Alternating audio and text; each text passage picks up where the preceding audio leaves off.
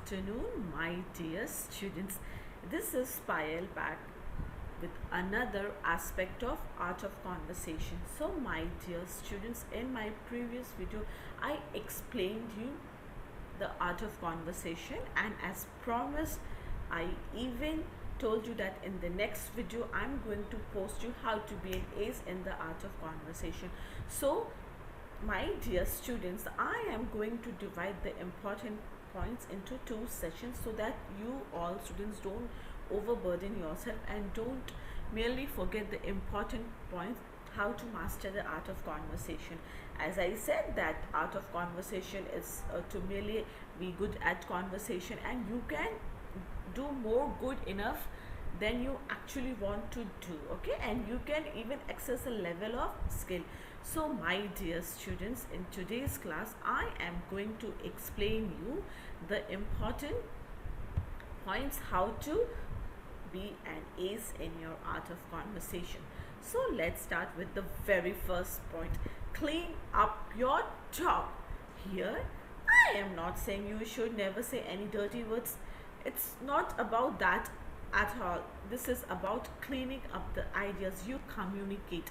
Cleaning up the ideas you talk about mean that you get rid of the excessive details and fluff.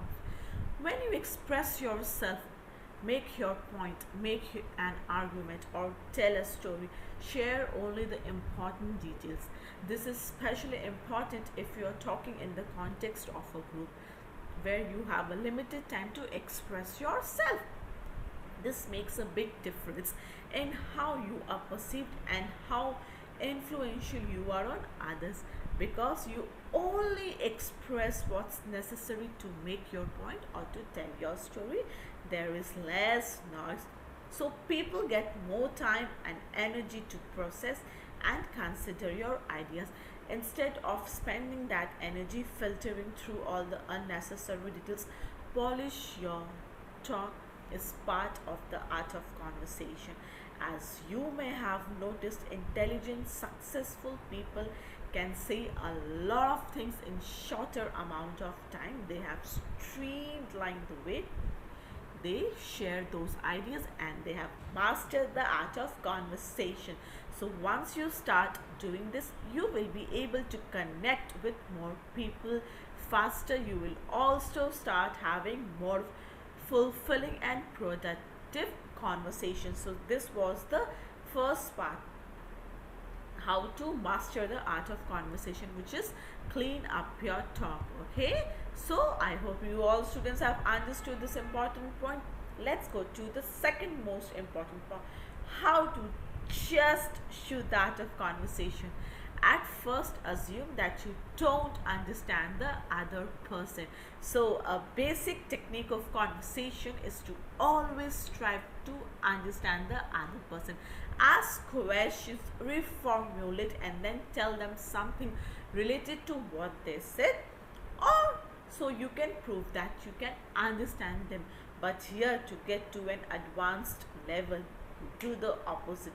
You assume that you don't get it. You start in a position where what the other persons tell you is almost a mystery. The reason that is great for how you use the art of conversation is that it puts you in a great position. This is a position where you are being intrigued, open-minded, and curious. When you assume you know what they are talking about, you miss out on the most important details. Okay, so you just need to get the surface and don't listen closely enough to find amazing things about others. So when you assume that you don't understand, you force your mind to find hidden gems. So these are fascinating details about stories, ideas, or whatever the other person is sharing. So they are more interesting than anything else that's being said, but you can easily miss out on them if you quickly assume that you get it.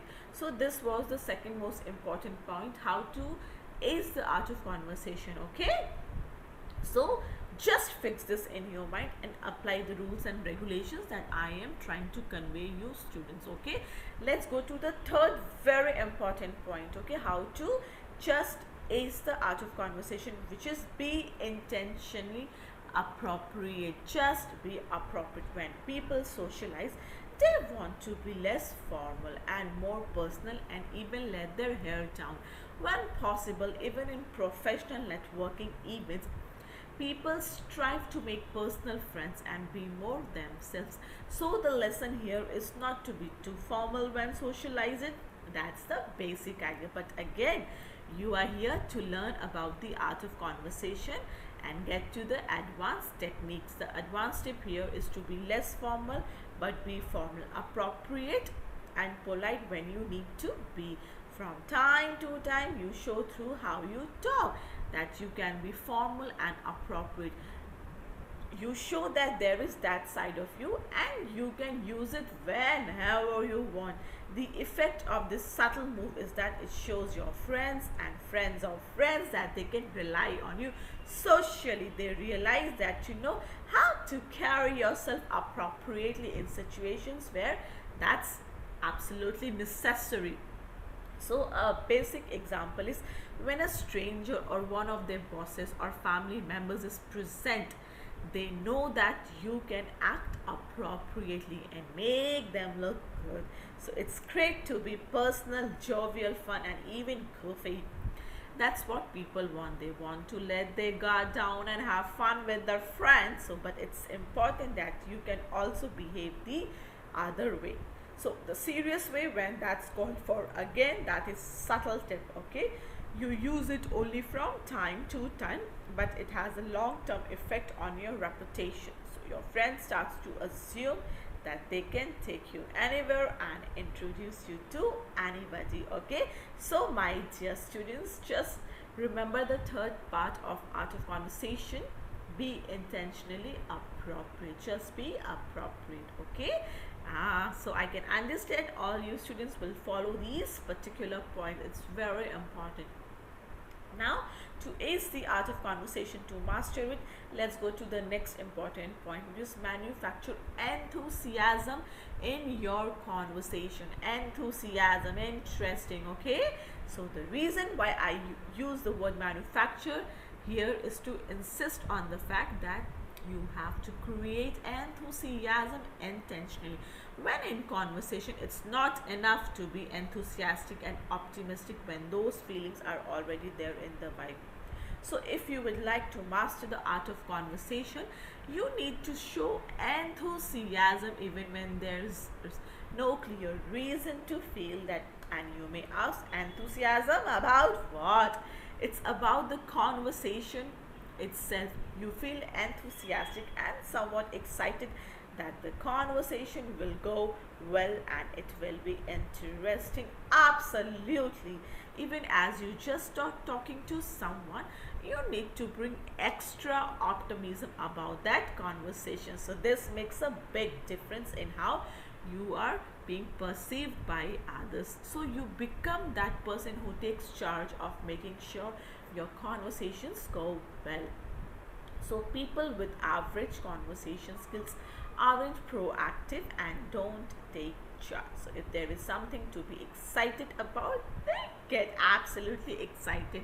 And if there is a chance the conversation will be boring, they feel and act boring. So don't be reactive, be proactive, take charge and bring enthusiasm and optimism to make the conversation interesting and exciting.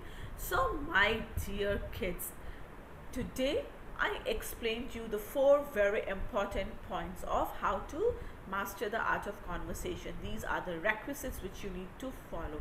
Now in my second video, the second part, I am going to explain you the other points. So till then, just keep these points in your mind and just practice, and definitely trust me, my students, you all are going to achieve wonders.